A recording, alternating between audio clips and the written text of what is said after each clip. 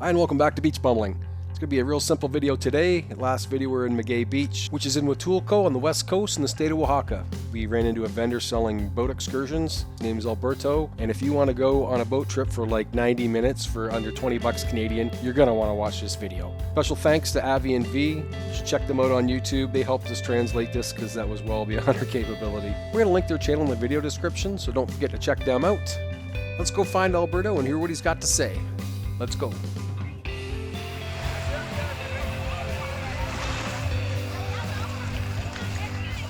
Hold on. Are you a banana boat, guys? Banana boat? Is that you? Is that your banana boat? Yeah. You want to talk about it? How much for the banana boat? Paseos en la banana, damos paseos a este servicio en esta bahía, se llama Bahía del Maguey.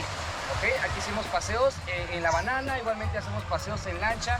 Cheque el lugar donde está, es un paraíso. Le decimos así por el color verde que tiene el agua. Okay.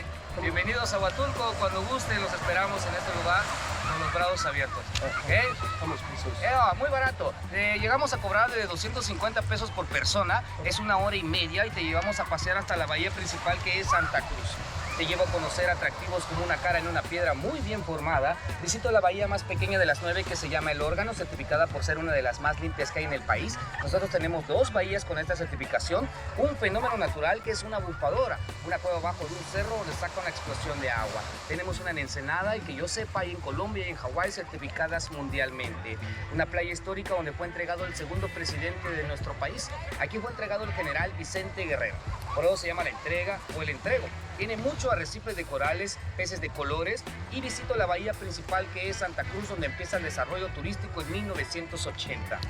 Que hago escalas en playas para que bajen a tomarse fotos, recojan conchitas y de reversa salgo a encontrar especies como delfines, tortugas y mantarrayas. Estamos observando ballenas jorobadas.